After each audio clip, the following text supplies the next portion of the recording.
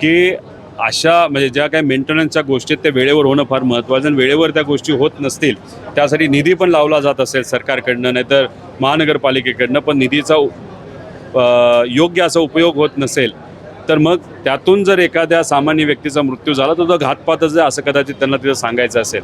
पण आता मी तिथं गेल्यानंतर ते अतिशय परिवार चिडलेला होता. त्यांचा कर्ता व्यक्ती आता मृत्युमुखी पडलेला आहे आणि सरकारकडनं 10 लाख रुपये जाहीर झाले. म्हणजे एका बाजूला आमदाराला खासदाराला फोडण्यासाठी 50 कोटी 60 कोटी आणि दुसऱ्या बाजूला गरिबाचा वेळ आला तर 1 लाख 10 लाखात हे लोक तिथं बोलतात. आणि त्याच्याचबरोबर 300 कोटी रुपये खर्च हा प्री मॉन्सूनवर खर्च करण्यासाठी दिला जातो.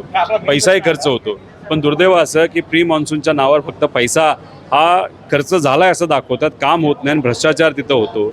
आणि मे एंडपर्यंत हा खरं तर खर्च केला जातो, पण आता जुलैमध्ये असूनसुद्धा खर्च केला जात असेल तर फक्त दिखाव्यासाठी ह्या सगळ्या गोष्टी चालू. आज पण मॅनहोल अनेक उघडेत हे आपल्याला तिथं बघावं लागेल, त्यामुळे बघायला मिळेल. त्यामुळे काही दिवसांपूर्वी लहान मुलाचा बसवर झाड पडून जो मृत्यू झाला आणि हा जो असलम शेखचा आता त्या मॅनहोलमध्ये पडून मृत्यू झाला, याला पूर्णपणे शासन प्रशासन आणि महानगरपालिका जबाबदार आहे.